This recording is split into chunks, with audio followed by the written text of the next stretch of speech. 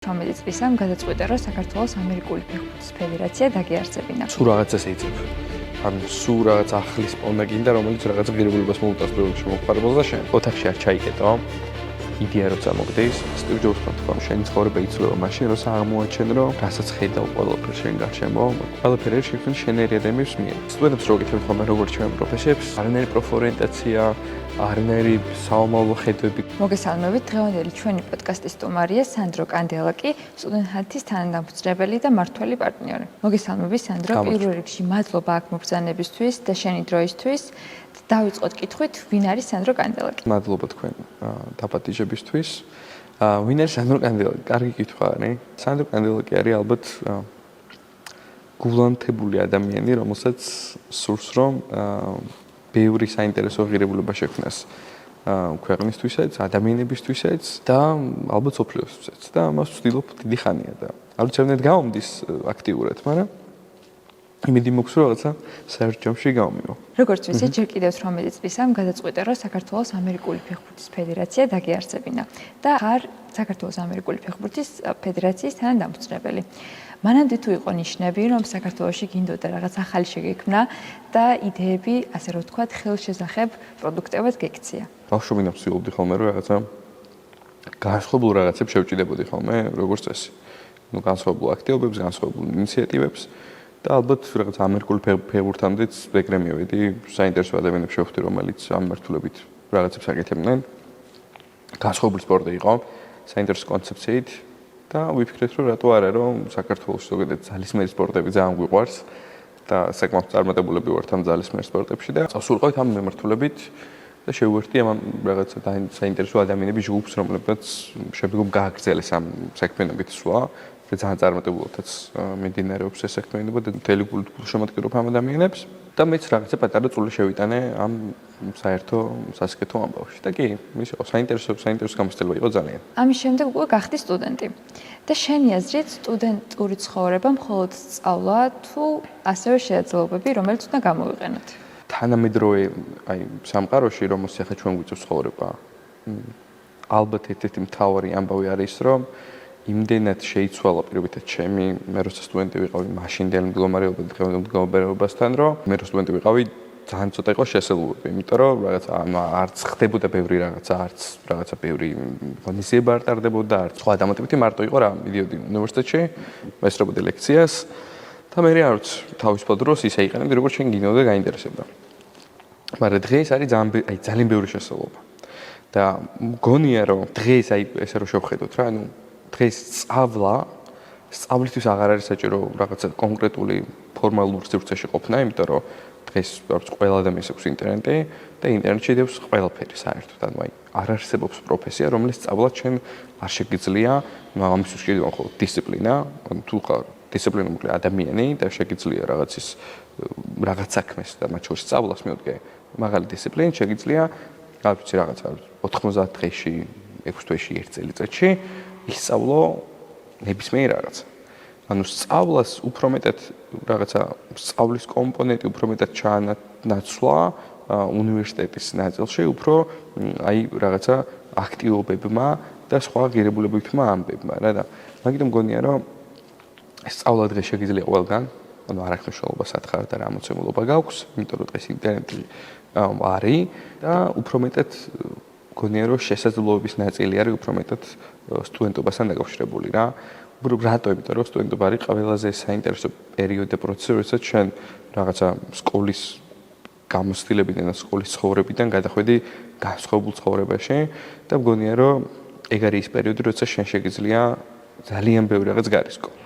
გარისკოში არ გულისხმობ იმას, რომ რაღაც საოცრება გააკეთოს ადამიანმა, გარისკოში გულისხმობ იმას, რომ სწავლასთან ერთად მისცე შენ თავისუფლება, რომ შენ თავში დაბადებული იდეები და ის აზრები და ის ფიქრები, რაც თავიდან შეიძლება გაშინებდეს და თავიდან შეიძლება უცხო იყოს შენთვის, შეგიძლია რაღაცა ფორმით ცადო და მათი განხორციელება გქონდეს. რისკს ამ შემთხვევაში მაგას ვეძახი. იმიტომ რომ თუ შევხედავთ რაღაცა სტარტაპების ნაწილს რა, ანუ ან მაგ პერიოდში არის დაფუძნებული წარმატებული სტარტაპების დამფუძნებლები არიან, რომლებიც უნივერსიტეტში რაღაცებს თამაშობდნენ და რაღაცები გამოვიდათ. ან მე უკვე რაღაცა 30+ ასაკში დაიწყეს რაღაც კეთება რა და თან საინტერესო არის რომ კეთება რაღაც არის ზუსტად ის გამოცდილება რომელიც თუნდაც იმ რაღაცა ვექტორს გეუნდება საერთოდ წახვიდე რა ანუ მარტო სწავლას ანუ პრაქტიკული ხშირად არის ხოლმე რომ ძალიან ბევრი რაღაცა სწავლობს ერთად მუშაობს ძალიან კარგია მეც მიმუშავია და ძალიან ბევრი ადამიანები ვინც ამას აქტიურად დღესთან დრო სამყაროში ჩემი დროს ალბათ სტუდენტების ძალიან ცირე ნაწილი მუშაობდა იმიტომ რომ მაშინ სტუდენტი არავის არ აღავდა სამსახურში დღეს პირიქით ანუ დღეს ძალიან ბევრი სტუდენტი მუშაობს და ამას ორ მხრივად აკეთებს სწავლობს კიდეც თან შეთავსებით აკეთებს ამას და ამაში კომპანიებიც ძალიან მხარს უჭერენ და მოქნილ გრაფიკს თავაზობენ. როდის გაჩნდა იდეა რომ შეიქმნა აპლიკაცია სტუდენტებისთვის და გქონდა თუ არა მანამდე სხვა იდეები, სხვა სტარტაპის იდეები რომ დაგეწყო და განიხორციელებინა. მოდი იმით დავიწყებ რები მქონდა და ანუ რები ვაკეთეთ და მე სტუდენტთამდეც მივალ იმიტომ რომ სტუდენტამდე ბევრი რაღაც იყო ძალიან ანუ ბევრი ინიციატივა იყო ეს სტარტაპი შეიძლება ვერ დავუძახო იმიტომ რომ ზოგმა საწყის ეტაპი ვერ გაიარა, ზოგი ერთმა იდეამ საერთოდ საოჯახო სივრცეში როცა განვიხილავდით მანდ მორჩა, რამდენი მათგანი ესეთი იყო შემთხვევები, როცა გავყიდეთ კიდეც კომპანია და ამით რაღაც სარგებელიც მივიღეთ. ანუ ეგეთი შემთხვევაც იყო და ბაცბოლს მთავარი საქართველოში მოხდა ეგ ყველაფერი. პირველი ეს მასენება ხოლმე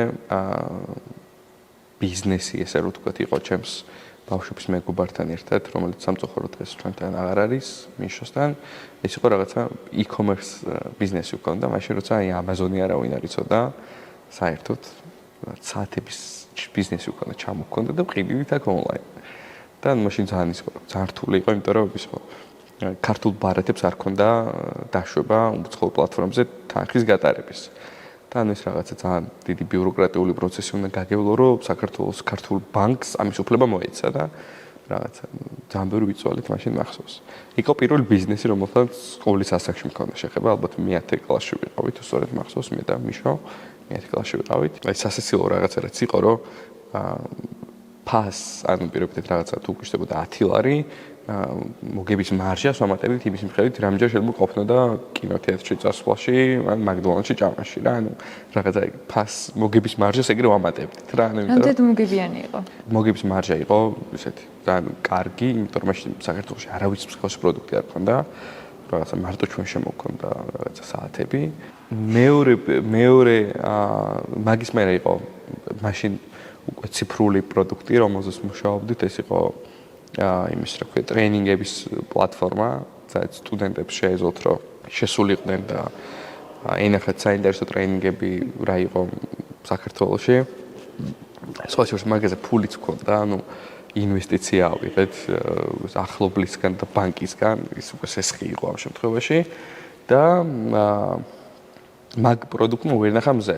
ეს იყო პირველი ციფრული პროდუქტი, რომელიც მაშინ გავაკეთეთ და ეს იყო ტრეინინგების პლატფორმა, რომელიც საშუალებას აძლევდა სტუდენტებს ენახათ ტრეინინგები საქართველოს მასშტაბით რა მიმართულებით ტარდებოდა, როგორ შეიძლება დასწრება, ბილეთების ყიდვა და ასე შემდეგ და ასე შემდეგ. და მაგ იდეაზე ავიღეთ ინვესტიციაც ერთად ქონდა რაღაცა. მაშინ ერთ-ერთ ბანკს ქონდა სტარტაპების მხარდამჭერი პროგრამა და ამ მხარდამჭერ პროგრამაშიც რაღაც ეს თანაინვესტორების თანხა უნდა მიგეტანა და მეორე მხრივ რაღაცა თვითონ გაძლევდა ბანკი რაღაც თანხას და მაშინ ეგრე მოგვცეს ეს ფული და დავიწყეთ ამ ბიზნესს კეთება, მაგრამ სამწუხაროდ მზე ვერ იხილა ამ ბიზნესმა, იმიტომ რომ ძირთად მთელი ენერგია და ფული და ყველაფერი ჩავდეთ იმაში, რომ დაგვიდეველოპმენტები და ამ კომპანიას ერქვა თონე, ყველას მაშინ ეგ უნდა რომ ეს იყო ონლაინ შოთის გასაყიდი პლატფორმა, არა და ტრეინინგების პლატფორმა იყო, მაგრამ საინტერესო იყო ძალიან რა, ანუ მან ძალიან ბევრი რაღაც ვისწავლით. პირველი ვისწავლით ის, რომ შენ რო ოთახში იკეტები და რაღაც იდეაზე ფიქრობ და გონია რომ რაღაც საოცრებას აკეთებ და მიდიხარ და პროსა ვიღაც წარმატებულ ტიპებს ეკითხები აზრს, ვაფშე არ გეხმარება, იმიტომ რომ ჯობია წახვიდე მაგის ნაცვლად, წახვიდე და მომხარებელს ელაპარაკო და მათ კითხო, რა სჭირდებათ, რა ტკივათ, დღეს რო შენ არ არსებობ, როგორ იქცევენ, როცა საჭიროება უჩნდებათ და მაგაზე დაფუძნებით დაიწყო პროდუქტის გაკეთება და მე ესე მოახდინო ვალიდაცია, იმიტომ რომ ამას თუ არ აკეთებ, აზრი არ აქვს. ჩვენც ეგ მოგვივიდა. ჩვენი ფიქრები იყო სხვა, ჩვენ სხვანაირად ვაკეთებდით და სხვანაირად ვაზროვნებდით, პროდუქტები სხვანაირად დავგეგმეთ და როცა გავედით საერთო ბაზარზე გავსულიყავით, აღმოვაჩინეთ, რომ თუნდაც სტუდენტებს საერთოდ სხვა რაღაც ჭირდებოდათ და ის რაღაცა ჩვენი რაღაცა ძალიან გავრცელებული და რაღაცა 1000 ფიჩერ ჩადებული იდეა ვაფშე არ იყო საჭირო, ანუ არაფერში არ ჭირდებოდათ სტუდენტებს. ჩემი მეგობარი იყო, იმიტომ რომ არის აგრონომი რა. მიწინა კვეთები მქონდა და რაღაცა ერთხელ საუბრისას ჩამოვარდა რომ რაღაცა ძალიან კაია რომ ქერის ბიზნესიო.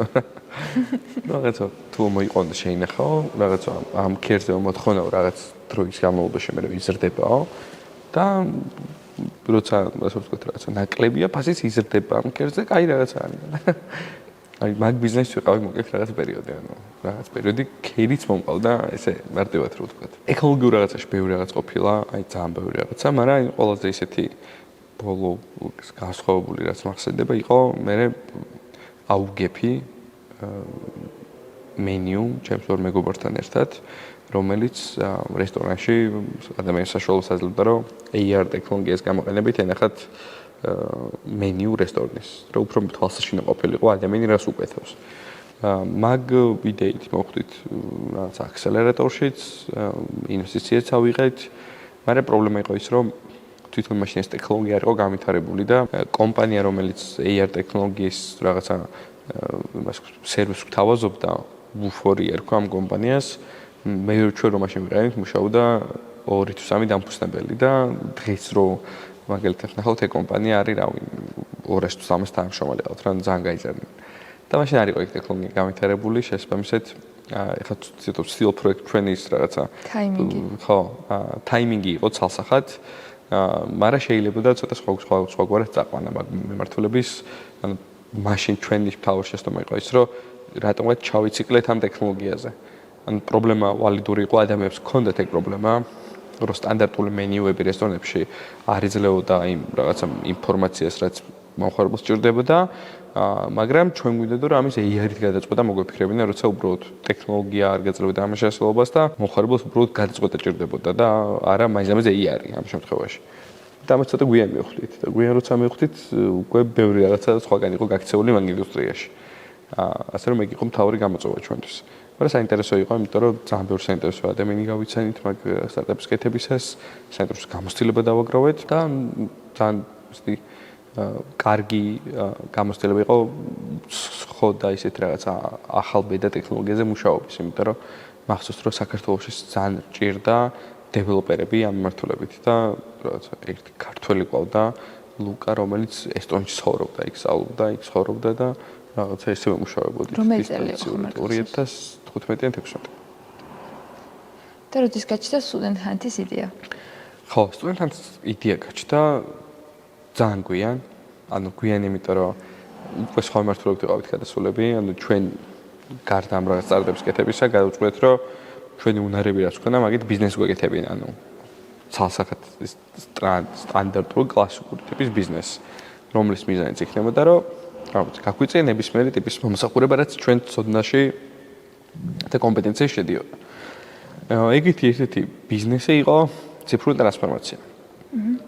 რომელსაც იდეაში დღესაც ვაკეთებთ, დღესაც ვეხმარებთ კომპანიებს, რომ ციფრული ტრანსფორმაცია მოახდინონ და ერთ-ერთ ჩვენ კლიენტთან აღმოვაჩენთ ეგეთი რაღაცა, რომ ძალიან ცდილობდნენ თავიანთი სათქმელი მიეტანათ სტუდენტებამდე და აღმოვაჩენთ, რომ თუმცა სტუდენტებზე დახარჯული თანხა სარეკლამო ბიუჯეტის არის ბევრად მაღალი, ვიდრე სხვა ტიპის სეგმენტზე.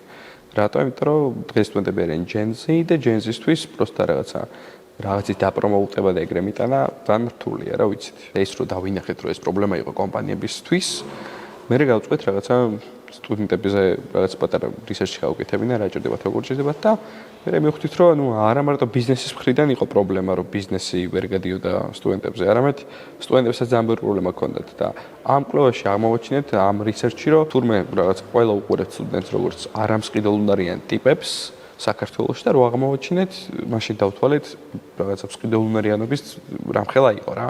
და რატო იყო ეგ, რომ კომპანიები შეხედულებით, ანუ ჩემი თაობის სტუდენტები, რო არ მუშაობდნენ, ვიყავით რა იყვნენ რაზე დამოკიდებული, მშობლის მიერ მიცემულ თანხაზე, ხო ეგრეა. შესაბამისად ეს spending power-ი, ანუ ეს ხარჯულუნარიანობა ვერ იქნებოდა ვერანაირად დიდი.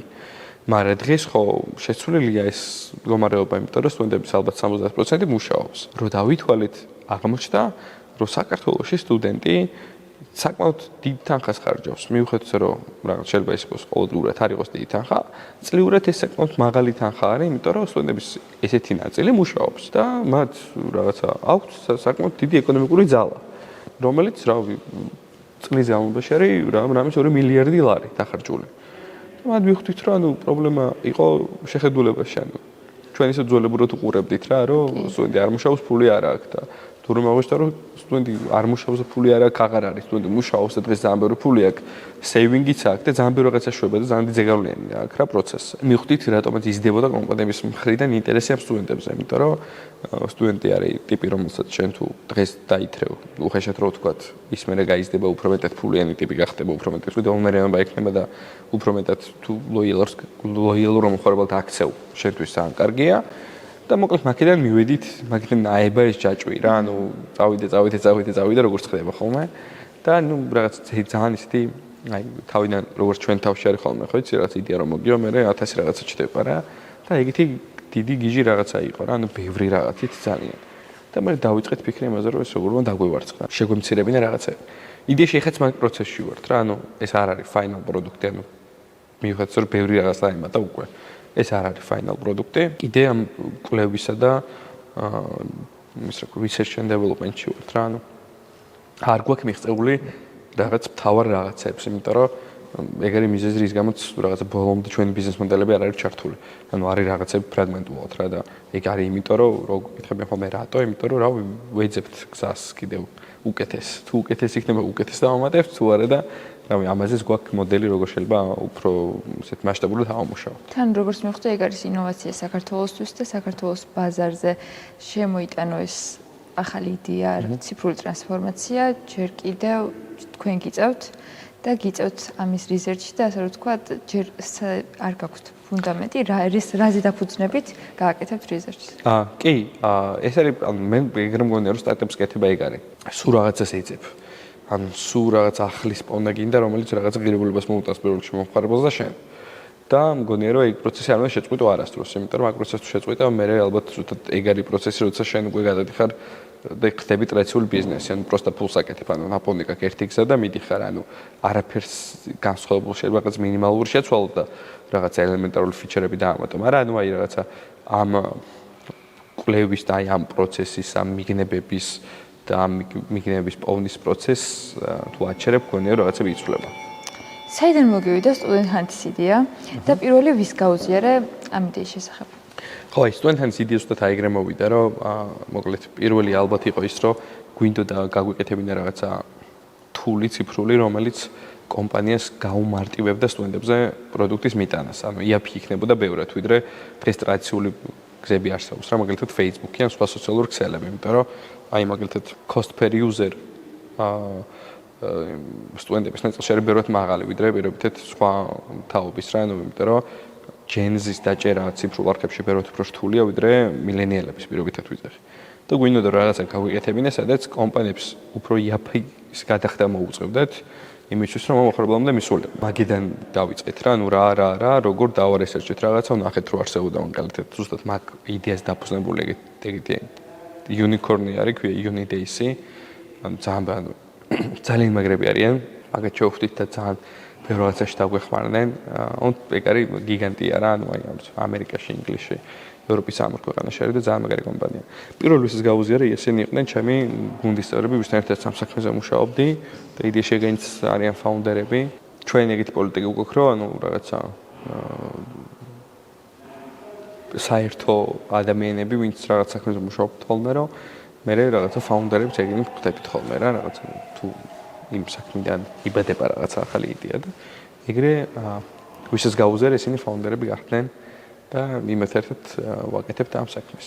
აქ ჩაგეძიები მაინტერესებს, რატომ არის შენი აზრით რთული ჯენზის დაჭერა ციფრულ არხებში, ვიდრე მილენიალების? მაგაზე არის ძალიან ბევრი კვლევა რა. აი მაგალითად იყო smartphone, ანუ აი რა აპებს იყენებენ მილენიალები, რა აპებს იყენებენ. აი ძალიან განსხვავებული არის ქცევა. აი მარტივად რო ვთქვათ, ინფორმაციის მოძიების გზებიც კი ანუ არის რადიკალურად განსხვავებული რა, ანუ მილენიალი საერთოდ სხვანაირად იქცევა, ჯენ სხვანაირად იქცევა. მილენიალისთვის მაგალითად რაღაცა მარტივი ტიპის მესიჯი, რომელიც უბრალოდ ორიენტირებულია იმაზე, რომ რაღაცა მოუწოდოს რაღაც ყიდვისკენ, რომელსაც აქვს ფასდაკლება, უფრო მარტივი არის, რომ იქ რაღაც ქმედება განახორციელებინო ეგეთი მესიჯით, ვიდრე ჯენზის, იმიტომ რომ ჯენზისთვის ფასდაკლება არ არის აპრიორი რა, ანუ ფასდაკლებამდე უფრო მეტად მნიშვნელოვანი არის ვინც თავაზობს ამას და აი მაგალითად რატო არის რომ ინფლუენსერების მოდელი ჯენზეში მაგრამ მუშაობს რა რომ რაღაცა ვიღაცის რჩევას უფრო მეტად დიდ ყურადღებას აქცევენ ვიდრე რეკლამას და ზოგადად რეზისტენტულობა აქვს ძალიან მაღალი რეკლამების მიმართ, იმიტომ რომ ეს არის თაობა, რომელიც სრულად ციფრულ სამყაროში გაიზარდა. ჩვენთვის რაღაცა ციფრულ რეკლამას კიდე ეფექტი აქვს, იმიტომ რომ ჩვენ ცოტა განსხვავებული თაობა ვართ და ამ თაობას განსხვავებული დამოკიდებულება აქვს რეკლამის მიმართ, მაგრამ ჯენზი არის სრულად რეზისტენტული რა. ანუ როგორც შენ პირობითად რაღაც მიჩვეული ხარ, აი ერთ იგივე ადგილას შენ ქუჩაზე რომ მაგალითად ბილბორდი არის, რომელსაც რაღაცა 6 თვე უყურებ რა. და იმ ბილბორდზე რეკლამას რო იცვლება იმის ალბათობა რომ შემარ შეამჩნიო, არის ძალიან მაღალი, იმიტომ რომ რეზისტენტულობა იმდენად ხშირად ხედავ ამას, რომ შენთვის არაფერს იქ შეცვლილი ინფორმაციაც კი არაფერს არ გაძლევს რა და ყურადღებას აღარ აქცევ ამას. და ჯენზი არის ეგრე ციფრულ რეკლამებთან მიმართებაში რა, რომ ანუ იმდენად აღიზიანებთ მაგალითად რა, იმიტომ რომ ესენი ხო ძირითადად ჯენზი მე არა ვარ ჯენზი, მაგრამ მე ძალიან აქტიურად უყურებ YouTube-ზე ბევრი არხი გამოწერილი და ძალიან აქტიური მოხარებელი ვარ. ანუ იმდენად შემაწუხებელი ხდება ეს რეკლამები უკვე რა, ვიცით ხო, ანუ ყველა ვიდეოს მერე 6-7 რეკლამა, 8 რეკლამა და ამ რეზისტენტულობას ემატება ეგ რა, ანუ ეს განმეორებითობა იზრდება რა და შესაბამისად ესენი ძალიან აქტიურად დაიწყეს adblocker-ების გამოყენება. მეც მათ შორის. adblocker-ებს ვიყენებ, იმიტომ რომ მირჩევნია რომ რაღაცა სიამოვნება მივიღო და რაღაცას რო უყურებ იქ ინფორმაციას, რასაც ვცდილობ რომ მივიღო, ეგ ბოლომდე გავიგო, ვიდრე რეკლამებმა თან ეს რეკლამები ერთ-ეგივე ტრიალებს სულ რა. და ეგ არის მოკლედ მთავარი მიზეზი და მე შემდეგი მიზეზი კიდე მან რაც არის ის რომ უბრალო ფასდაკლება ანუ ჯენზის უყვარს ღირებულებითი რაღაცეები რა ანუ როცა მასზე ზრუნავენ და ამას რაღაცა ფასდაკლების ამბავი კი არ ქვია ანუ ამას ქვია ზრუნვითი ამბავი რომ შენ რომ მისგან პროდუქტს ყიდულობ ამას კომპანია აფასებს და ამისთვის შენ რაღაცას გიგეთებს ანუ ჩვენთვის თუ მილენიალებისთვის თუ იყო ის რომ რავი ფასდაკლება და უბრალოდ ამის გამო შეიძლება გვეყიდა პროდუქტი რომელიც არ გვჭირდებოდა ჯენზი ამას არ აკეთებს ჯენზი აკეთებს იმას რომ ის ყიდულობს პროდუქტს რაშიც ღირებულებას ხედავს ან თუ პირობითად ფასდაკლება არის ამ ფასდაკლებაში ის უნდა ხედავდეს რაღაცა დამატებითი ღირებულების მიღებას რა რომ მარტო ფასდაკლების გამო არ ყიდულობს ანუ ის ყიდულობს რაღაცა უფრო ველიუს გამო ეგ არის განსხვავება ძალიან შენ ეზრით საიდან წამოვიდა ის ქცევა ჯენზიდან რომ მასზე ზრუნავდნენ ალბათ ეგ არის იმის ბრალი რომ ძალიან შეიცვალა ეს რაღაცა მომხმარებელთა ურთიერთობის პროცესი რა ანუ აი სულ ვიხსენებ ხოლმე ეგეთ რაღაცას რომ აი ადრე თუ იყო რომ რაღაცა სამი კომპანია იყო რომელიც რაღაცა პროდუქტს თავაზობდა დღეს ეგეთი არის 300 და შესაბამისად ამ 300 ჭირდება რომ რაღაცა მიდგომა შეიმუშაოს არ ვიცი რაღაცა ბრენდი შექმნას ეს ღირებულებები გადასცეს მომხმარებელს რაღაცა კულტურა შეიმუშაონ რომელიც მომხმარებელზეც გადაეცემა და ჯენზი ზუსტად ეგეთ კომპანიებს არჩევს რა ანუ არის რაღაცები რასაც ისინი ალბათ ინტუიტიურად აკეთებენ მაგალითად წყალს რო ყიდულობენ დიდი ალბათობით ამასაც რაღაცა ინტუიტივ ქცევის გამო აკეთებენ მაგრამ გონია რომ რაღაც გაწყვეტილებას იღებენ მაგალითად იმის გამო თუ მაგალითად ბრენდი რაფერებს იყენებს როგორ ეკომუნიკაციები, იმიტომ რომ მაგას კომუნიკაციას ძალიან დიდ როლს ანიჭებს ჯენზი და იცით რომ რაღაც ჯენზის თავის რაღაცა საინტერესო ისინიც აქვს ოქი ტერმინები, ხო?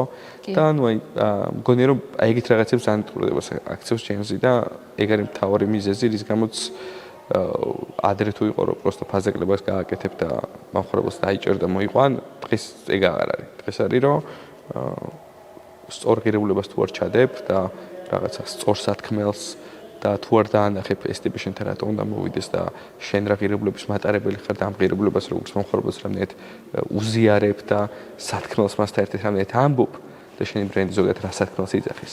აი ეგ დღეს ჯენზისთვის მნიშვნელოვანია, იმიტომ რომ ურჩევნია რაღაცა სამჯერ მეტი გადაიხადოს რაღაცაში, მაგრამ რაღაცა კულტურის ნაწილი იყოს რა, ანუ რაღაცის ნაწილად იგრძნოს თავი. თან იმედგაცრუებაც არის მანდ, იმიტომ რომ როცა არჩევანი ბევრი გაქვს, ძალიან ბევრი კომპანიისგან იმედგაცრუებული რჩევები და მე როგორ გიჩნდება სურვილი, რომ ისეთი დარწმუნებული იყო შენ არჩევანში. აი მაგალითად იყო ეგ შემთხვევები, რომ ძალიან ბევრი ფუძარს ხოლმე, რომ ეს ბრენდი შეთავაზება დადეთ. და ანუ ერთხელ იყო მაგალითად ეგ შემთხვევა, რომ მივედი კომპანიასთან და მივხვდებით, რომ ერთად ბევრჯერ იყო ეგ, მაგრამ ეგეთი რაღაც ქნეს, რომ ძალიან ბევრი გვწერდა კომპანიას არ დავასახელებ რა თქმა უნდა, იმიტომ რომ მაგ კომპანიას ისეთ შავი დღე დააყარეს მე. ანუ ამ კომპანიას გვწერდნენ რომ ეს შემოიყვანეთ რა და ჯობინდეთ შევწუხდით რა რომ ანუ მე თვითონ დავსკრინე ეს მონაწერები და ამ კომპანიის წარმომადგენელს ჩაუგდე.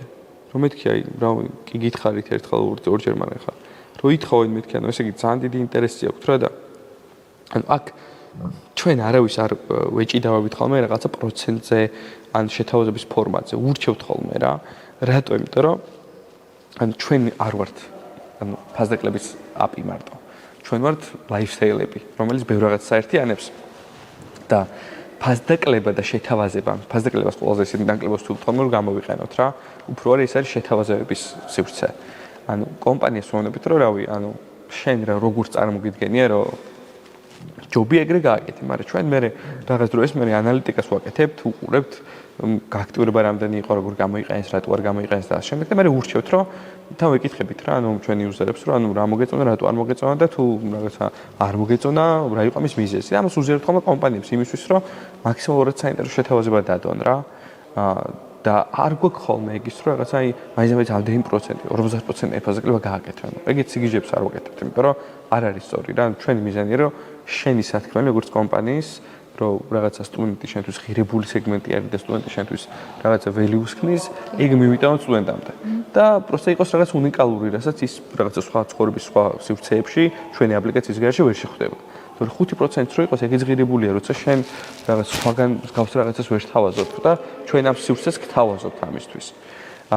და მოკლედ მოხდა ეგეთი რაღაცა რომ კომპანიის ჩაუგდეთ მოკლედ ეს სკრინები, უთხრეთ რომ აგერ აი ეს არის ჩვენი ისა მდგომარეობა და რავი ხო არ დაფიქრდებოდით რა და გვითხოვთ ჩვენ ფაზაკლებს არ ვაკეთებთ რა ძალიან გვეტიპნენ რა.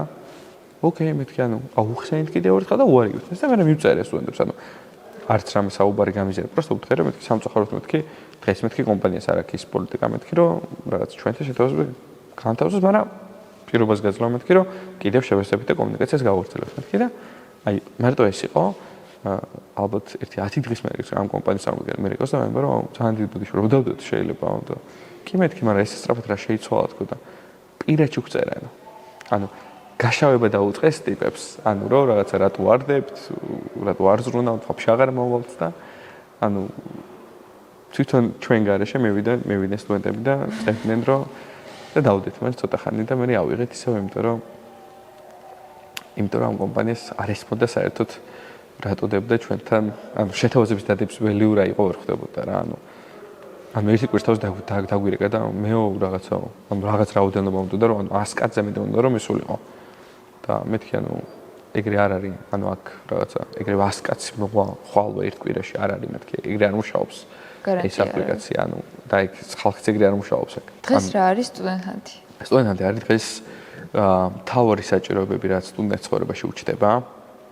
სტუდენტობიდან ვცდილობთ რომ ეგ მოვუგვაროთ. ეს არის შეთავაზებები, რომ მის საყვარელი კომპანიებისგან მიიღოს სპეციალური შეთავაზებები, რაც დაანახებს მას, რომ ეს კომპანიები ასე ზრუნავენ და ის ადარდებთ. მეორე ეს არის ვაკანსიები, სტუდენტური ვაკანსიები, რაც ძალიან გვიჭირს, იმიტომ რომ კომპანიებს ძალიან რთულად ესმით სტუდენტური ვაკანსია რას ნიშნავს. აი ხა მაგალითად ჩვენ გვინდოდა რომ აი ტერმინი სტუდენტური ვაკანსია და სტუდენტური დასაქმება ანუ არ არის რაღაც ჩარჩოში მოქცეული რა. ანუ სტუდენტურ ვაკანსიას ეხიან ყველაფერს, რაც სიტყვა მოქნილ გრაფიკს გულისხმობს.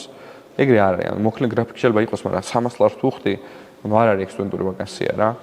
და ეხლა გვინდა რომ რაღაცა ასე ვთქვათ სტანდარტი შევქმნათ სტუდენტური ვაკანსიის, რომ სტუდენტური ვაკანსიები იდოს მხოლოდ ცოტა იდება, დღესაც ცოტა დევს, მაგრამ შემიძლია ვთქვა, რომ ყველა ეს ვაკანსია არის სტუდენტური ვაკანსია. და არა ის რომ რაღაცა შეფერადებული სტუდენტური ვაკანსია.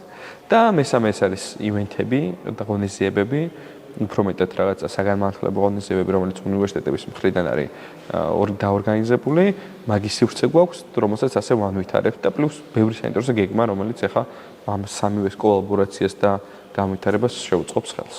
როგორი იყო პირველი რეაქცია მომხმარებლებისგან და მეგობრებისგან, როდესაც უკვე აი ამ სტარტაპის შესახებ უთხარი რომ მე ეს პროდუქტი მაქვს და აბა ნახეთ გამოიყენეთ. მაგაზე მახსენდება სულ ეგეთი რაღაცა რა, ანუ აი რასაც მიყავს ტრეინინგებზე სტუდენტებთან ყვები ხოლმე, ზუსტად ეგ გავაკეთეთ, მე და გოგა ვიყავით საათაშვილი, ვიდეო გადავიღეთ, სადაც მე გამოდივარ და ვამბობ, რომ გამარჯობა, თუ ხარ სტუდენტი და რაღაცა ჭირდება სტუდენტური შეთავაზებები და ფასდაკლებები და ასე შემდეგ, ჩვენ ვაკეთებთ ეგეთ აპს და მოდი რაღაცა მეილი დაგვიტოვე. და მე ვიდეო დავდეთ უბრალოდ, მეტი არაფერი. და მაგ საღამოს იყო 800 მეილი დატოვებული, 800 მეილი იყო დატოვებული და მე მეორე ვიდეო დავდეთ, სადაც ვიძახით, რომ თუ გინდა რომ რაღაცა ტოპ სიაში მოხდე, რომელიც სპეციალ შეთავაზებებს მიიღებს ხოლმე ყოველთვის, ეგ სია გვაქვს. გადავიდეთ გამოწვევებზე. აპლიკაციის განვითარების პროცესში რა გამოწვევა, ყველაზე დიდი რა გამოწვევა გახსენდება? ბევრი ძალიან. პირველი არის, რომ შენ რო გონია რომ რაღაცა პირობითად ვიძახი ამდენ ხანში აპლიკაციას დაამთავრებ, ეგ არის ძალიან რთული რა, ანუ ეგ არასდროს იმ ციფრში არ ჩდება, იმიტომ რომ ერთი რომ როცა ენთუზიაზმზე ყავს ტექ-თიმი, როცა რომ რაღაცებს ტესტავ და სწავლობ და რაღაცებს ცვლი, მოკლედ ეგრე აღმოჩნდა ხოლმე ეგ, ამიტომ ჩვენთან ყველაფერს საჯაროდ ვიძახდით ხოლმე რა, რომ მაგალითად ვამბობთ, რომ აპი გაიშვება ამდენ ხანში, ეს გაიშვება ამდენ ხანში და ანუ მე ამას ჯენზი არ გპატიობს, ანუ ერთ დღესაც არ გპატიობს რა, ანუ ეგრევე რამე რომ გადავაცელდით ხოლმე, თუ ვიდეოს არ ჩავწერდით და არ ვეტყვით, რომ ხალხო შეგვიშალა რაღაცა. მოგვივიდა ჩეპე და ცოტა ვიდეოს მაგის ვიდეოებიც. ეგ იყო ერთი მთავარი. მეორე მთავარი პრობლემა არის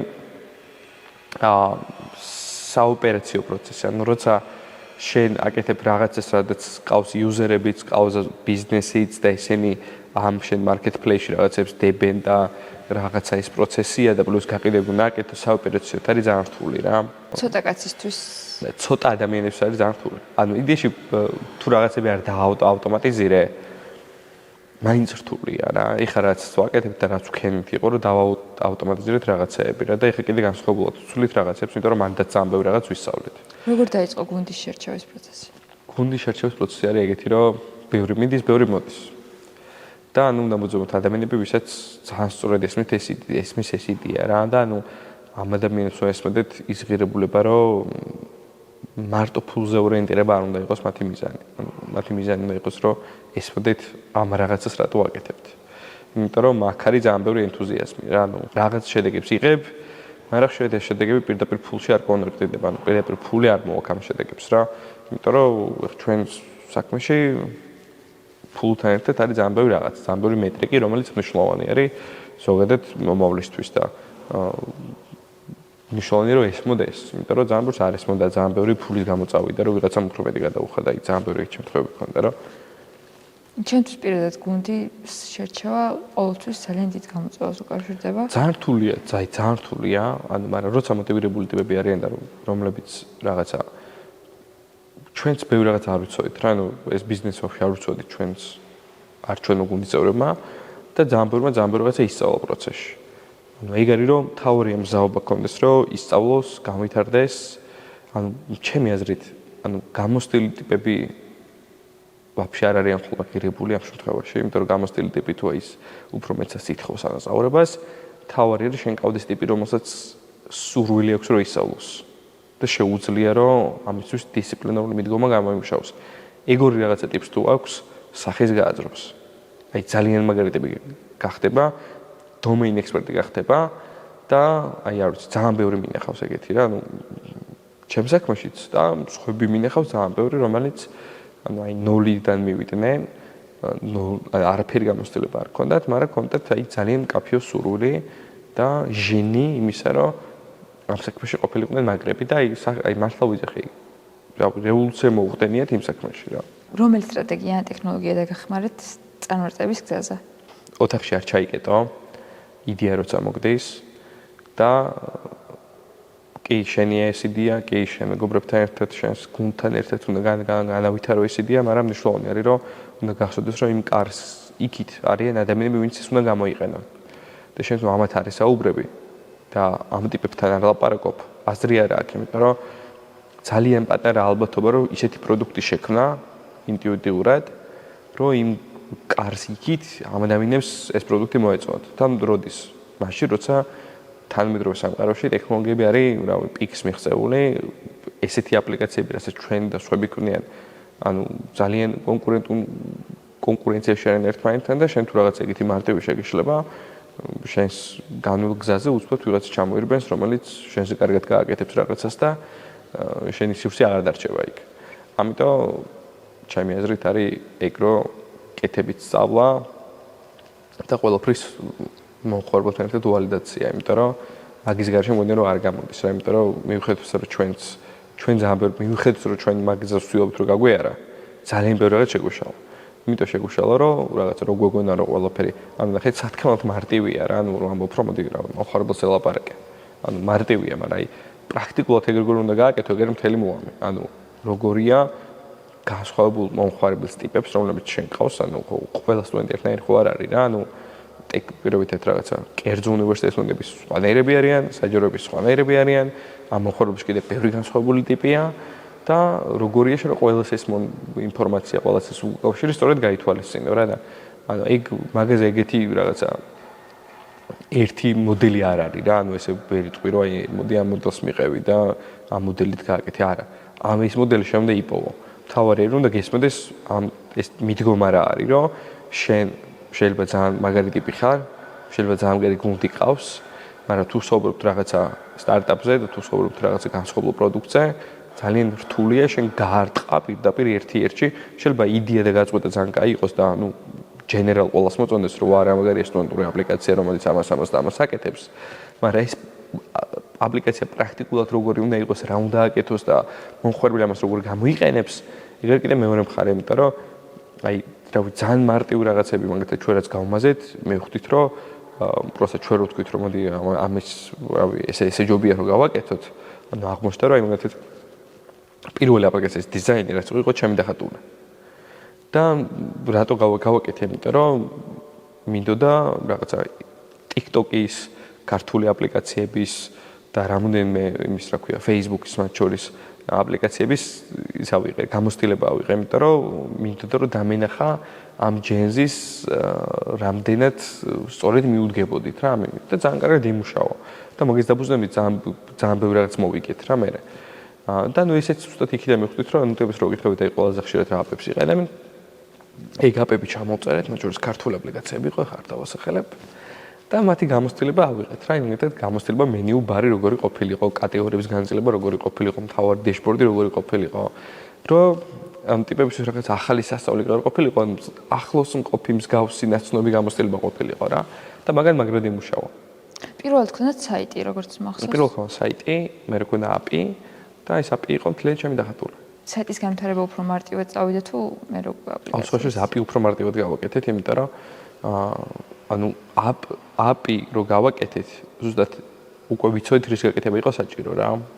მაგრამ პრობლემა მანდ იყო ის, რომ მაგალითად ესეთ ბიზნესში როგორც სტუდენტ ჰანთია რა, ანუ აი მომხმარ B2C-ს, ანუ customer end user-ებს უნდა ელაპარაკო, ამა თუ ამოწონეთ ყველაფერი, აქეთ ყავს ბიზნესი, ბიზნესს ყველაფერი უნდა მოწონდეს და პლუს მნიშვნელოვანი არის რა, რომ ეს უნდა მივიდეს ბიზნესთან მოსახლეობის მისაღებად.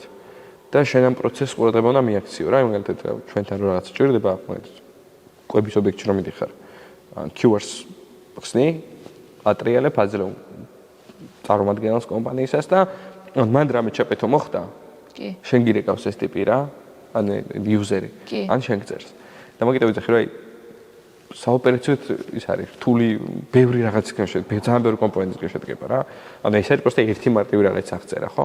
აქეთ არის კიდე პროდუქტის განვითარება თვითონ, ციფრულ პროდუქტში რეები უნდა იყოს. აქეთ არის კიდე გაყიდვების მიმართულება. კონკრეტულად სტუდენტთან თუ რაღაც გეშლება ან რაღაცა ხარვეზია, ჩემ შემთხვევაში ხდება ხოლმე ეგრე, მე არ მომწონს. ერთხელაც რო შეეშალოს, ეხა დავაკვირდეთ ამ საუბრის პროცესში, ერთხელაც რო შეეშალოს და ეს რაღაც არ გაიხსნას, უკვე იმდენი არჩევანი მაქვს, რომ აი ზუსტად გადავაკეთებ. კი, ეგრეა.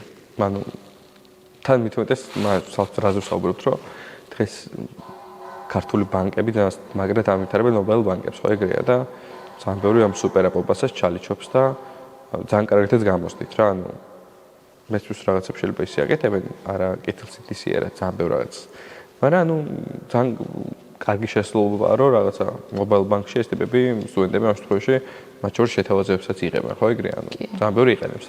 ამიტომ ანუ არ უნდა შეგეშალოს მაგ ნაწილში რა. პარტნიორებიდან როგორი რეაქცია მოდის ხოლმე, როცა ამ იდეას ანუ პარტნიორობის შეთავაზებას თხოვთ? იცი რა არის? ჩვენ ორი მოდელია. ერთი რომ ჩვენ მივდივართ და გვაქვს ვისი დაუნბორდინგება გვინდა და მეორე თვითონ მიცმოდიან რა.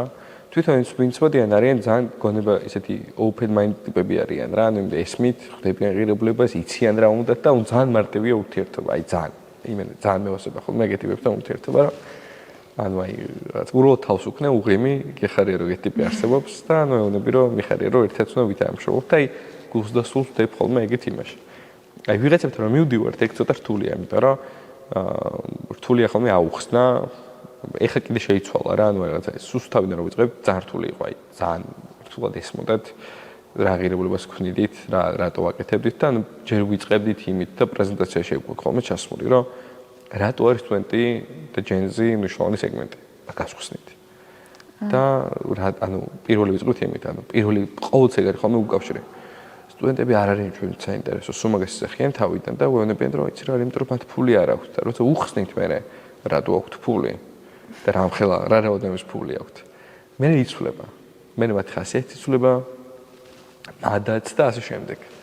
და ცოტა რთული პროცესია რა, ანუ ეს რაღაცა ყველაფრის ნოლიდან ანუ ეს რაღაცა ეგეთი ტერმინი როალი რომ რაღაცა you must to educate your customer ეგეთი პროცესი გავდივართ, ანუ ვასწავლით რატო არიან საინტერესო სტუდენტები და მე უხსნით, მე ჩვენ რაშვებით და ანუ აქ ამ პროცესში რა ის გვაქვს, რა ნაწილი გვიჭირავს. რა შეცვლით და საქართველოს სტარტაპ ეკოსისტემაში? მე ალბათ რასაც ვიზავდი არის რომ ინდიაში რასაც ჯიტა ცდილობს რომ გააკეთოს, შემოიყვანოს უცხოური აქსელერატორები, მაგრამ მარტო ეგ არ შველის, იმიტომ რომ მგონია რომ ცოტა აქეთ საუნივერსიტეტო და კვლევითი ცენტრების მიმართულებით არის რაღაცები გასაკეთებელი.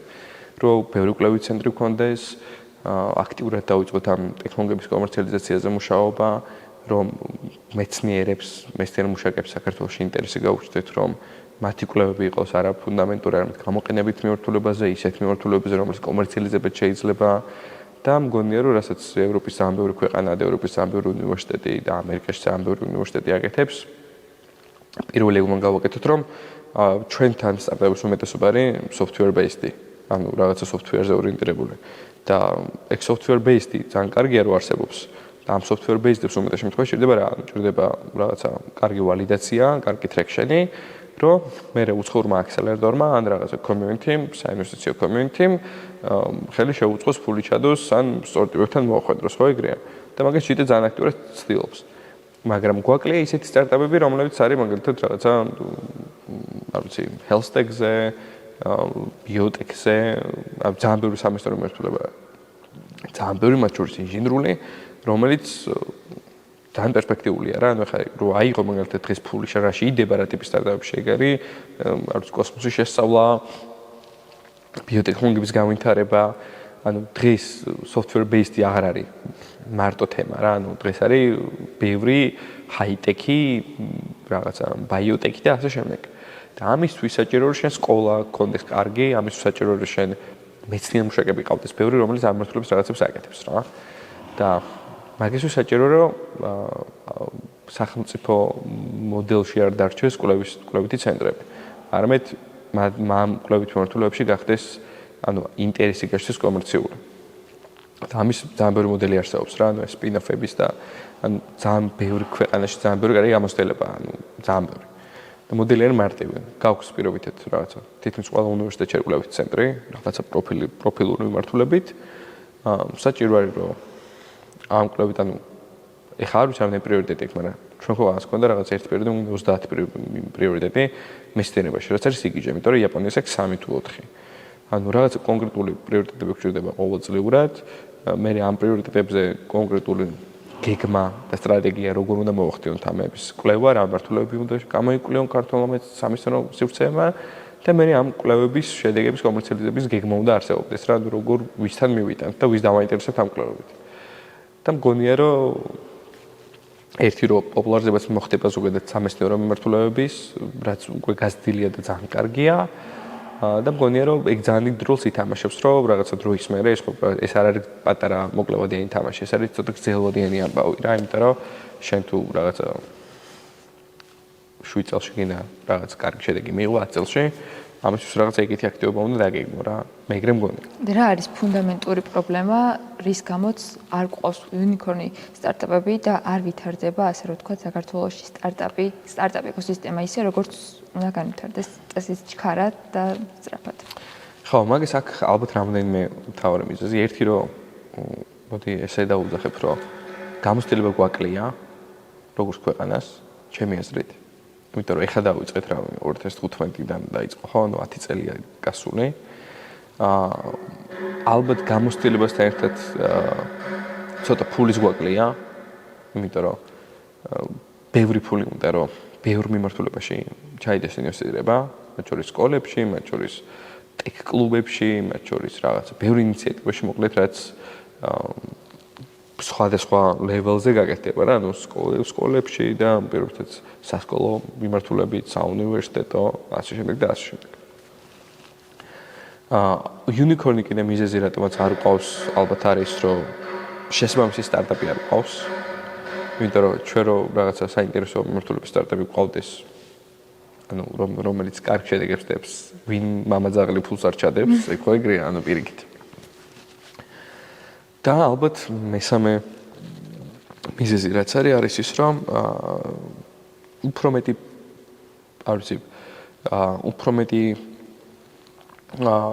მეტი ინიციატივა არის საჭირო იმისთვის, რომ აქ ანუ რაღაცა წრე არის რა, ანუ რაც ერთმანეთზე გადამულია რა, ანუ შენ თუ კარგი ტიპები არ ყავს და შენ თუ კარგი სკოლა არ გაქვს, შენ თუ კარგი მეცნიერება და რაღაც მიმართულები არ გაქვს, რთულია რომ ტიპი შემოიყვანო, ხო? ანუ ან შენმა გადაიხადო ფული, რომ ძალით შემოათრიო, სიტუაციაზე ვიღაც აქსელერატორი ან არც რაღაცა ფონდი ან ასე შემდეგ, ან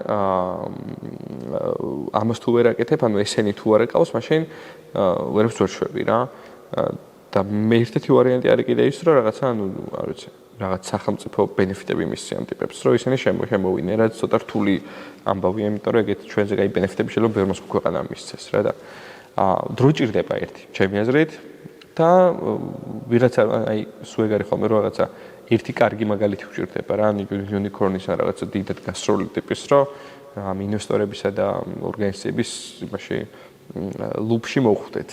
როგორც ესტონეთში უმეტეს Skype იყო და იმის მერე ბევრი unicorn-ი შეიქმნა, იმიტომ რომ მეტი დაფინანსება გაჩნდა, მეტი ინიციატივა გაჩნდა, მეტი სურვილი გაჩნდა რომ იქ რაღაცა გააკეთებინათ და მგონია რომ ჩვენც მაგ პროცესში ვართ, უბრალოდ რაღაცა ცოტა დროში გაწელია, იმიტომ რომ არც თუ ისე სახარბიელო ტერიტორიაზე ვართ, სადაც გარშემო ბევრი რაღაცა ხდება, მათ შორის ქვეყანაშიც ბევრი რაღაცა ხდება და ეგეც რაღაცა თავის ჭულს თამაშობს ალბათ. რომელი უნარები და ცოდნა საჭირო იმისათვის, რომ სტარტაპი გახდეს, ჩვენი სტარტაპი გახდეს წარმატებული?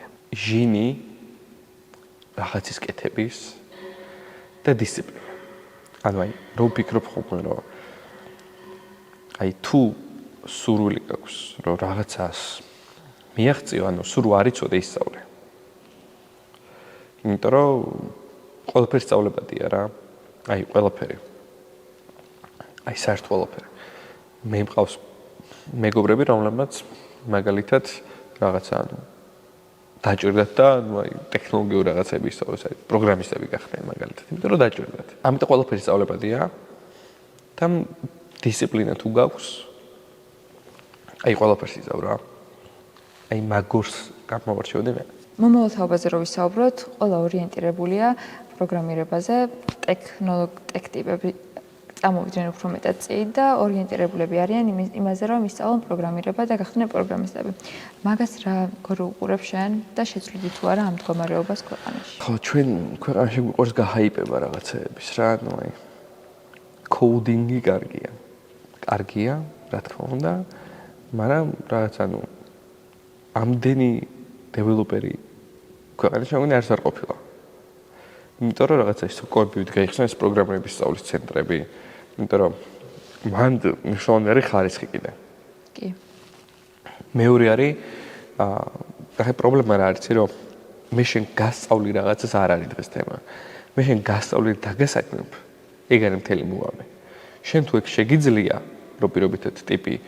თან ასწავლო და თან დაასაქმო, მაშინ რატო არ საინტერესო მოდელია რა?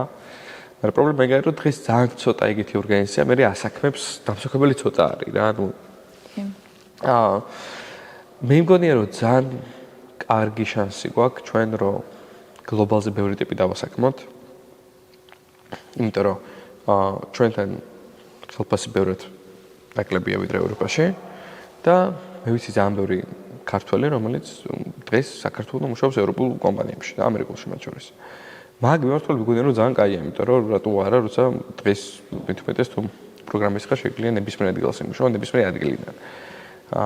მაგრამ რაც არ მომწონს ის, რომ მარტო პროგრამების სწავლა არ არის მთელი მუღამი. პროგრამების სწავლასთან ერთად მნიშვნელოვანი არის, რომ შენ იცოდე როგორ დასაქმნე, სად დასაქმნე, ან ვიღაცამ შეგიწყოს ამაში ხელი.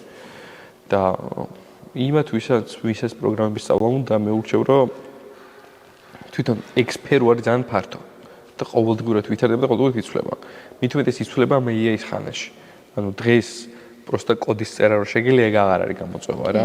დღეს მნიშვნელოვანი არის problem solving-ი, რაღაცა უფრო ისეთი კრიტიკული აზრობის უნარი უნდა გქონდეს პლუს და ცოტა შემოქმედებითი ტიპიც უნდა იყოს რა. აი დღეს მაგალითად ბიზნეს mindset ტიპები რომელმაც პროგრამისტები არიან, ეგენი უფრო ფასობენ, იმიტომ რომ სხვადასხვა უყურებენ პროცესს რა, ანუ რაღაცა task-ის გაკეთებას კი არიან ორიენტირებული, არამედ სურათ სხვადასხვა აღიქვავენ. ამიტომ მგონია, რომ AI ძალიან შეცვლის პროგრამების მიმართულებაში ძალიან ბევრ რაღაცას უკვე შეცვალა, მაგრამ უფრო მეტად შეცვლის. ამიტომ მე ურჩევდი, რომ აი უფრო მეტად ცოტა სხვა მიმართულებით წავიდნენ, ან რაღაცა კონკრეტული მიზანი დაისახონ, რომ სიტყვაზე ადგენდნენ და არ ვიცი, ცხოვრ ბაზრებზე დასაქმდნენ, თუ ეგ ინტერესებს და ეცადონ, რომ მარტო კი არ ისწავლონ პროგრამირება, არამედ რაღაც გზა გამონახო, როგორ მოხდნენ ამ უცხოურ კომპანიებში და იქ დასაქმდნენ და ამით მიიღონ სარგებელი, იმიტომ რომ ძალიან ბევრი ვიცი, აი ძალიან ბევრი ხალხო, რომ რავი, ამ რაღაც სახელმწიფოც ხო გააკეთა ძალიან ბევრი პროგრამერი 3000 IT სპეციალისტი. მე მათი მიზანი იყო, რომ დაესახლებინათ ამ ტიპები, მაგრამ ძალიან ბევრი ტიპი ვიცი, რომელიც უსაქმურად არის და რაღაცა ხვეწმულობენ რაღაც პროექტებს, რომ რავი, უფასოდ გააკეთონ და პორტფოლიოში ჩაიწერონ. ეგ ცოტა სიგიჟეა. რომელ გლობალურ ტრენდს ხედავს, რომელიც საქართველოში სტუდენტებს დაარტყავს? ალბათ ყველაზე მეტად არის ჩვენი მიდგომები პროფესიების არჩევასთან დაკავშირებით. ანუ აი არ ვიცი, სტუდენტებს რო გითხრათ ხოლმე როგორ ჩვენ პროფესიებს, ძალიან მაკვირებს ეგ ფაქტი. იმიტომ რომ არანაირი პროფორიენტაცია, არანაირი საომავლო ხედვები კონკრეტულად, ანუ აი ისევ და ისევ რატომღაც კი ცოტა შეიცვალა, მაგრამ მაინც ეს რაღაცა ბიზნესი იურიდიული და რაღაც არის ძალიან ისეთი რა ქვია, ძალიან პოპულარული ჩვენთან რა და მგონია რომ AI ცვლის ძალიან ბევრ რაღაცას, ძალიან ბევრ პროფესიას, ძალიან ბევრ მიმართულებაში, რომ შეიძლება რაღაცა ერთ დღეს გაიღვიძონ და აღმოჩნდეთ, რომ ბიზნესის მიმართულება რაღაცა ძალიან ბევრი მიმართულება როგორც მათ წარმოედგინეთ, შეჭმული არის უკვე AI ავტომატიზაციების კუთხით. მე თვითონ ეს AI აგენტები უკვე რაც ბოლო პერიოდში, ბოლო 2-3 წელს განვითარდა, რაღაცა მრავალ პროცესუალურ ავტომატიზაციებს აკეთებს და ანუ ერთს კი არ შეიძლება რამოდენიმე ადამიანს აასრულებდეს უკვე. და ამიტომ მგონია რომ რაღაცა სტუდენტებმა მაგაზე უნდა იფიქრონ, დღეს რო აბარებენ ბიზნესზე, ბიზნეს ჩაბარება რას ნიშნავს? ანუ რა დამატებითი უნარები უნდა გქონდეთ რა, ანუ მათ შორის AI. ანუ დღეს რო შენ ბიზნესს სწავლობ და შეგიძლია AI აგენტს აწყობა, ChatGPT-ს რო წერს მაგას არ გულისხმობ რა, ანუ დღეს რო შეგიძლია შენ სრულფასოვნად გამოყენება შენს ყოველდღიურ საქმიანობაში, ეგ კარგი სკილსეტი არის უკვე რა, ანუ კარგი უნარი ნაწილია და ამიტომ მგონია რომ დღეს ტექნოლოგიები უკვე ბიზნესთან ძალიან ახლოს არის რა, ანუ შენ რო ბიგინარ ბიზნესის მიმართულებით ისწავლო და მე დასაქმნე ტექნოლოგიებთან ახლოს უნდა იყოს ძალიან და ნუ აქტიურად უნდა იყენდე ძალიან ბევრ რაღაცას. რა წიგნმა ან ფილმმა მოახდინა შენზე ძალიან დიდი გავლენა და შემდეგ უკვე რა წიგნს და ფილმს ურჩევდი სტუდენტებს და ახალგაზრდებს? წიგნი ძალიან ბევრი არის, რომელმაც შემზე ზეგავლენა მოახდინა, მართლა ძალიან ბევრია. აი ბოლოს შემიძლია გავიხსენო ყველაზე მეტად რაც არა მოდი სამს ვიტყვი. ერთი არის ინოვატორის დილემა, რომელიც ძალიან საინტერესო რაღაცას ახსნის ამერიკის ტელეკომუნიკაციების კომპანიამ როგორ გამაზა იმისგან ვის იყო რა ქვია დაბალ სიხშირის რადიოების ტექნოლოგია გამაზა იმის გამო რომ ეს ტექნოლოგია დახვეწილი არ იყო და იაპონურმა კომპანიამ როგორ აიტაცა ეს პროდუქტი, როგორ განავითარო და მე როგორ მოხდა ის, რომ ეს კომპანია საერთოდ ჩაიძირა და ეს კომპანია ხდა unicorn-ივით რა. იგივე Nokia Apple-ის მაგალითზე. ძალიან კარგი წიგნი არის კიდე რაც მომეწონა ბოლო პერიოდში ეს იყო ატომური ჩვევები. იმიტომ რომ ესეთი არის რა ვქვია. ზოგადად ჩვევებთან ის არის ჩემი ურთიერთობა ცოტა ისეთია და მე ძალიან ბევრი კარგი ჩვევა გამომუშავე ამ წიგნით, იმიტომ რომ ბევრი რაღაცა დავინახე რა ძალიან კარგად. ბევრი სტრატეგია, რომელიც შეიძლება აარჩიო. ძალიან ბევრი და რამდენიმეჯერ წავიკითხე მაგის, მაგრამ 2-3 ჯერ. და ძალიან მომეწონა, იმიტომ რომ კიდე ბევრი რაღაცა გამოვაჩინე რა. ანუ ისეთი, საკმაოდ პრაქტიკული წიგნი არის. ანუ ძალიან მომეწონა. და აი ბოლოს რაც ძალიან მომეწონა, ეს იყო იფიქრე სწრაფად. დანიელ კანემანის წიგნი, რომელიც აი ძალიან საინტერესო არის, იმიტომ რომ ძალიან ბევრი სკეპტიკურია. ახლა ბიზნეს ლიტერატურაზე მე პირადად ძალიან ბევრი სკეპტიციზმი გამიჩნდა, იმიტომ რომ ძალიან ბევრი ერთმანეთს გავს და გავს, იმიტომ რომ რაღაცა мотиваციაზე და ასეთ თემებზე საუბრობენ. ეხლა ეგ წიგნი მაქვს შემოდებული თაროზე ზუსტად და მაინტერესებს შენი აზრი ზუსტად მაგ წიგნზე, იმიტომ რომ თვითონ მაგაზეც ბევრი ცუდი აზრი წავიკითხე, სხვა ქსელებში და ვფიქრობ დავიწყო თუ არა. სხვა შორის ეგ წიგნი გავს კიდე რამდენიმე სხვა წიგნს. ანუ გავს რატო იცი? იმიტომ რომ წიგნის შინაარსი არის უბრალოდ იგივე მიდგომაზე, აი მაგალითად ეს ინტუიციური ინტელექტზე ძალიან ბევრ სხვა რაღაც დაწერილა. და სახელს ვერ ვიხსენებ, რა ქვია. მე ჩაგიდებ თუ გინდა აზროვნების მეთოდები ქვია, მე მგონი თუ სწორედ მახსოვს რა.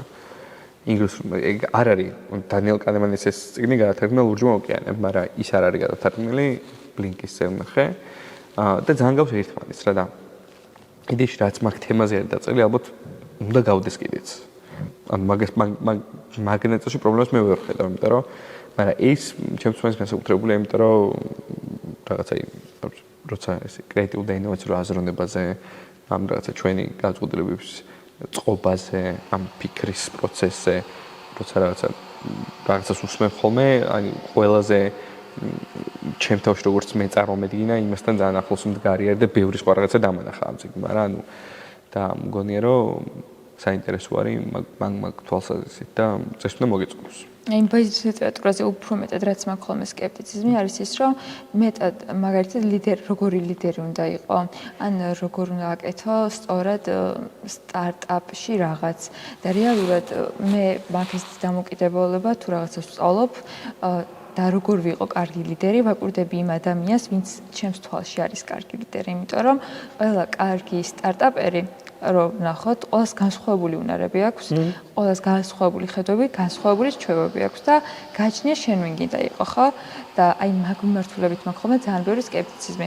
ახლა რაც ახსენე, ინტუიციურ ფიქრზე, ახლა ვისწავლით რაღაც ერთი თავი მაგაზე ბიზნესზე და მაგ წიგნს აუცილებლად კითხავ, იმიტომ რომ მაინტერესებს და არაფერი არ მაქვს შეჯობებით საკითხული მაგასთან დაკავშირებით, რომელ ფილმს ურჩევ სტუდენტებს და რომელიც დაგამახსოვდა ყველაზე მეტად. ბიზნესის საკმაოდ ბევრი კაი ფილმი არის უკვე გადაღებული, რომელიც აი, რავი, ძალიან მომწონს. ახლები?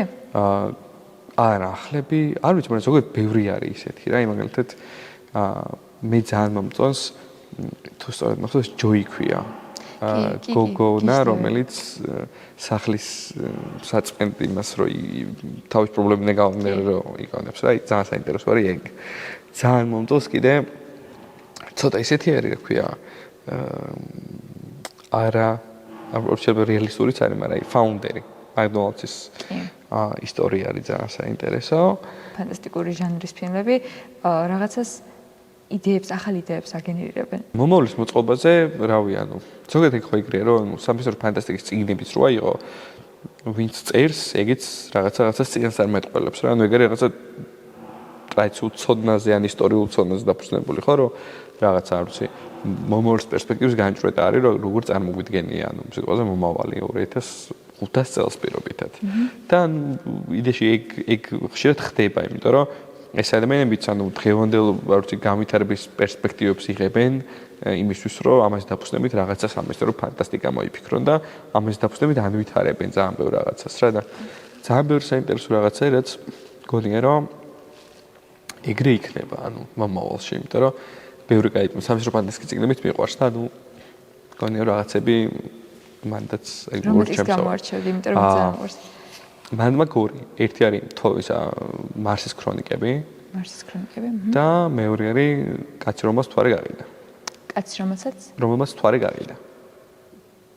ეგეც საინტერესო ისტორია არის მთვარის კომერციალიზაციაზე, როგორ ტიპები სვამენ და უყურებენ მთვარეს, რომ შეიძლება ვისი არის რაღაც კონკრეტულ ნაწილზეა საუბარი და მე მიხვდებიან რომ თურმე ყველასია და იწყებენ მაგის გაყიდვას. რა არის მთავარი მესიჯი, რაც გინდა რომ ჩვენს მაყურებელს, სტუდენტებს ან იმ ადამიანებს, ვისაც ახლოს თუ სტარტაპის დაწყება, მიეწვდინო. მთავარი მესიჯი იქნება ალბათ ის, რომ ჩემი მთავარი მესიჯი არ არის თავის დროზე სტივ ჯობსმა თქვა, მაგრამ გონია რომ ის არის მნიშვნელოვანი რაღაცა არის, რომ შენი ცხოვრება იცვლება მაშინ, როცა აღმოაჩენ, რომ რასაც ხედავ ყველაფერს შენ გარშემო, მათ შორის ფინანს და ბევრ სხვა საინტერესო რაღაცას ამ სივრცეში, ყველაფერი არის შექმნილი შენერი ადამიანის მიერ.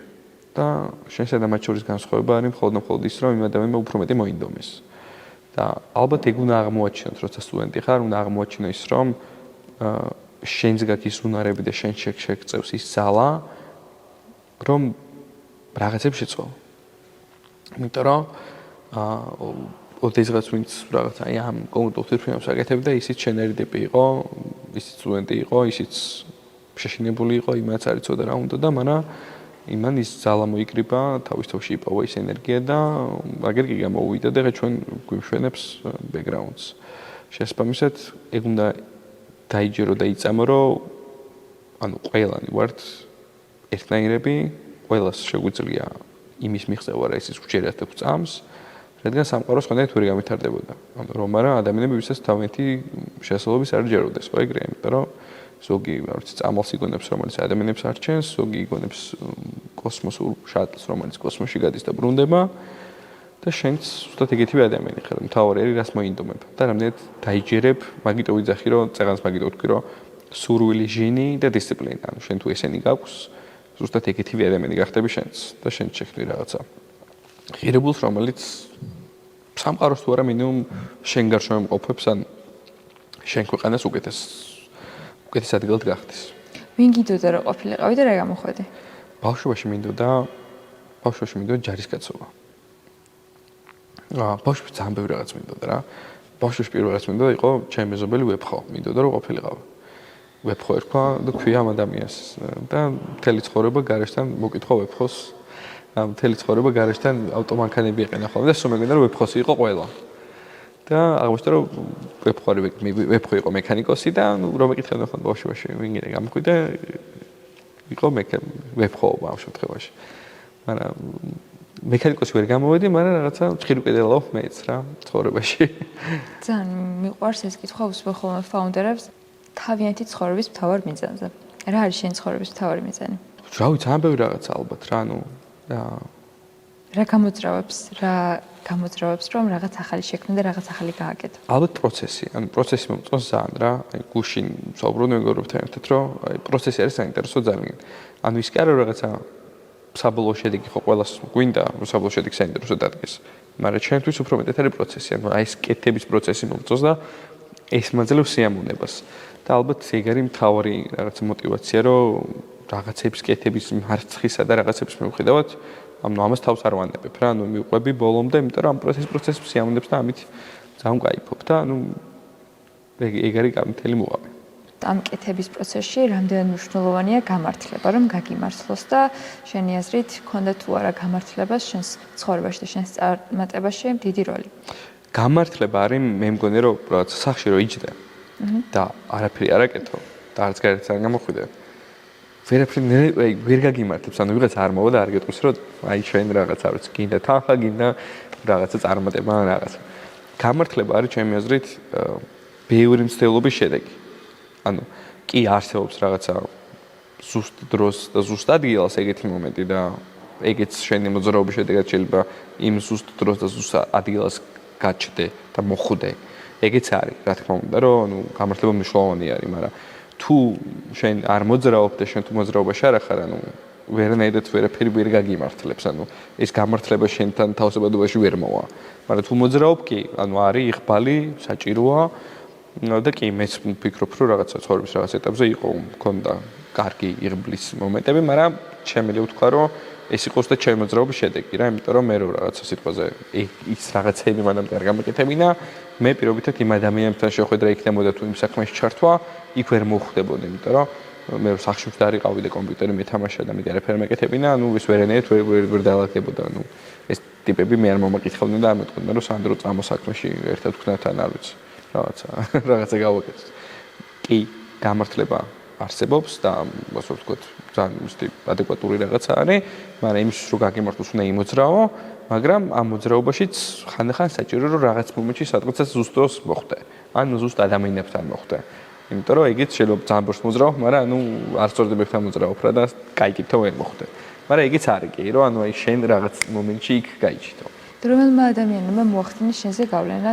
ძალიან ბევრმა ცხოვრების სხვა ეტაპზე, პირველ რიგში მშობლებმა, რომანა მშობლები ზოგადად რთული იქნებოდა მე 90-იანებში გამოვლილი ბავშვი ვარ და შესაბამისად რთული პერიოდი გამოგვულია მშობლები და ბევრ სხვა ეტაპზე ბევრმა ადამიანმა რა, ანუ ეხლა მაგალითად ჩემი ის ოჯახის მოკლედ ძალიან დიდი როლი აქვს რა და ჩემი შვილი და ჩემი მეუღლე არიან ეხლა მთავარი ისეთი მამოძრავებელი ძალა, რომელიც რაღაცა სწორ მოტივაციას მაძლევს ცხოვრებაში. მადლობა ძალიან დიდი. ძალიან მადლობა.